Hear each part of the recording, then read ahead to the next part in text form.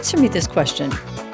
Does it matter whether the workforce in a particular area is only men or only women?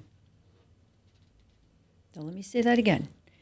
Does it matter whether the workforce in a particular area is all men or all women? You're listening to the Human Resource. That's a valid question, because what we're going to talk about today actually addresses that very specific topic. And I want you to think very hard or take your particular situation or your work environment and think about what goes on there. We think about, when we think about all men environment, we traditionally, not correctly, but traditionally think of trucking companies. We think of construction sites. We think of environments where traditionally and in the past, they've been male-oriented careers.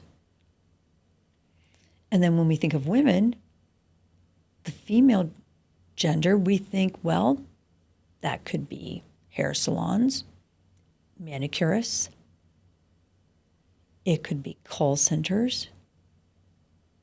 And let's think about this. The world has changed.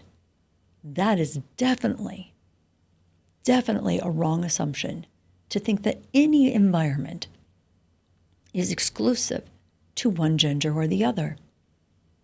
And again, in a time when individuals are able to transition from one gender to another, or believe that they can identify and do identify with one gender or the other, the sexual orientation moves from one to the other. In fact, I was just doing some research on gender fluidity. This is in our workforce now. So we have to be very careful maintaining the mindset that any environment is exclusive based on the dominance of one particular gender or another. And an interesting case came forward the other day, at least it came to me here last month. And I thought it would be a good discussion. It was the case of Sharp versus S&S Activewear. And this is a situation where the Ninth Circuit stepped in and helped an organization understand that they had created a workplace that violated Title VII and created a hostile work environment. And it all started because S&S Activewear decided to blast music through a 700,000 square foot warehouse in Reno, Nevada.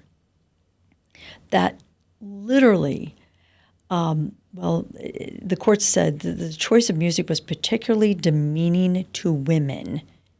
And some males were also bothered by it, which kind of tells you it must have been extremely interesting.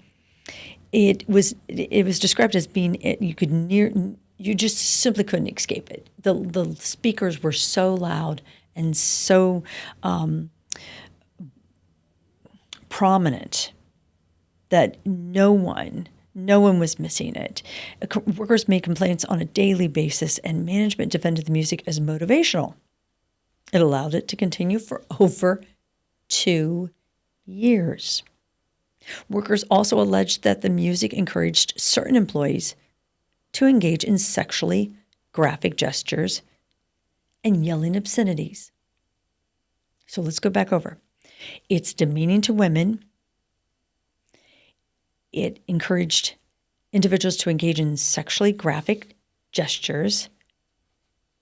They were yelling obscenities. And it was everywhere. Nobody could escape it. Well, it was a warehouse. It was a warehouse, so you can only imagine what the acoustics were like. And in the warehouse, it was predominantly men. 8 women 7 women and 1 man filed the suit against SNS, claiming that the music and other conduct created a sexually hostile work environment, violating Title VII. Listeners, viewers, this is music. This is music. And as I was going over this case, I started thinking about how many of you have environments where it's not music. It's a poster on the wall. It's a calendar in a cubicle. It might be pictures.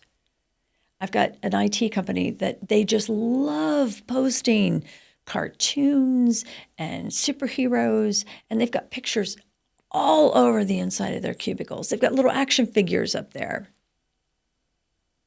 What about books? And think about the type of literature that we have available now readily. How about nicknames? Are you really watching? Are you monitoring the nicknames that the employees are using with each other? And I've been in manufacturing settings where they get crude. They get absolutely, and they get offended because I ask them to be more professional and address each other with their proper names, their chosen names, their birth names, whatever the name they feel they want, but not the nickname that everyone else has decided to use with them. Are you permitting that? I know I have seen business owners that actually promote it. And I'm here to tell you, you need to stop that now.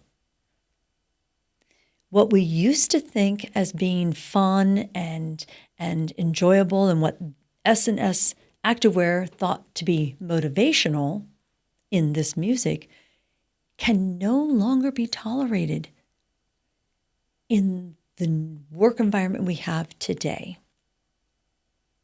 And it is your responsibility. If you're listening to this show, you're a decision maker.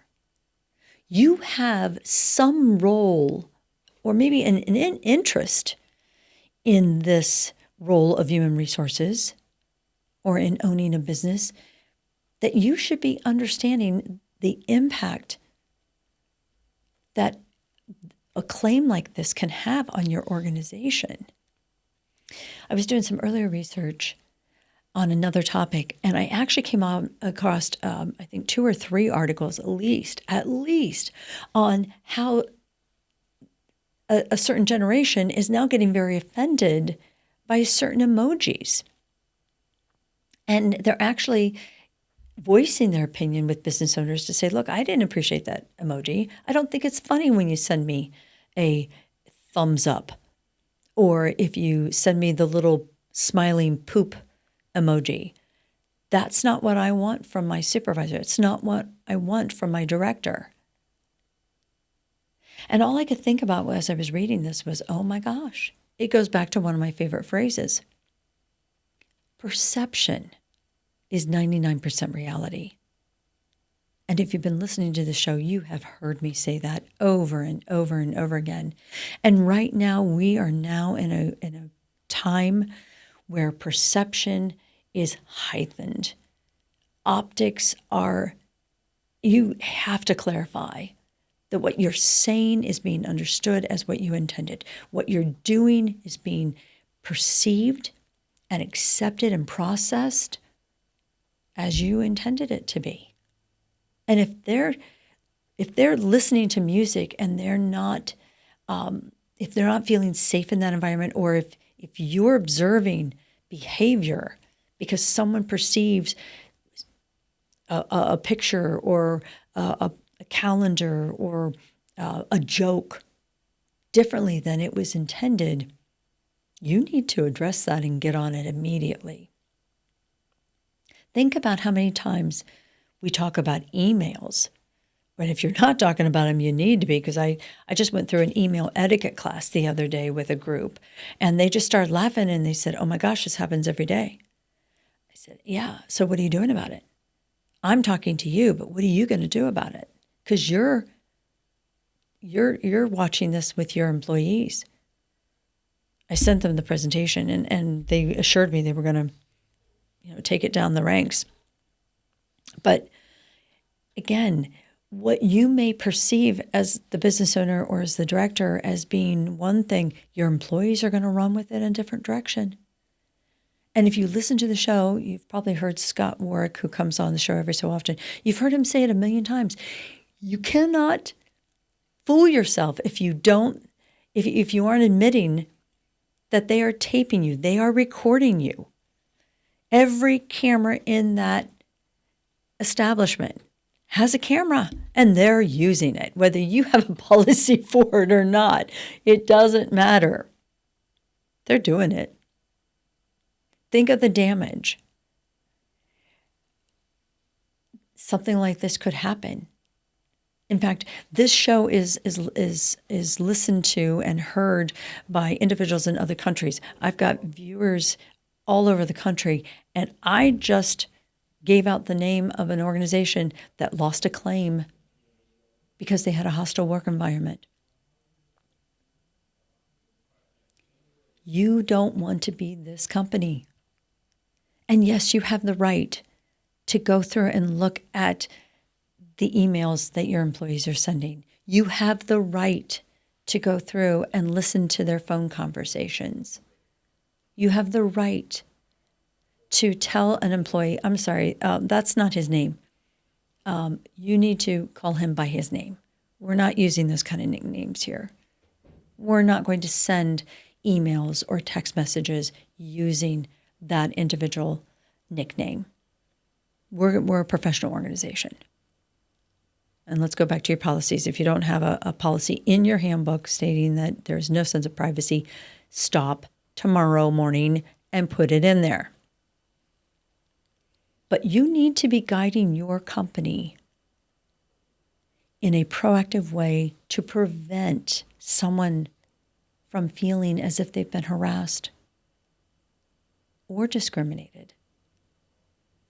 And if someone comes to you and complains or has a concern that they aren't feeling comfortable with the music being played, or they aren't comfortable with the poop emoji that somebody is sending, you need to have a conversation. Because in my mind, that's not being oversensitive. If someone feels like they're not being taken out to lunch every single day, or the group isn't, asking them to, join them for beer afterwards, that's being oversensitive, possibly. But not if it involves harassment or discrimination in the workplace. I don't even know how to respond sometimes about this kind of stuff. But remember, it doesn't matter that the activity or the display or the joke or whatever are not specifically directed to a certain person or a certain gender or group. According to the Ninth Circuit in this particular case, the environment that S&S Activewear permitted was so toxic that it did create a violation with Title VII. And what's the ultimate solution for this? Number one, a policy of no harassment, no discrimination, but then train your supervisors, your team leads, those middle managers to identify this stuff quick. 2 years? They let this go on for 2 years. No wonder they got slammed. Learn from them. Whether it's music, posters, emojis, a calendar, stop it before it happens. You'll be glad you did. Thanks for listening to the Human Resource.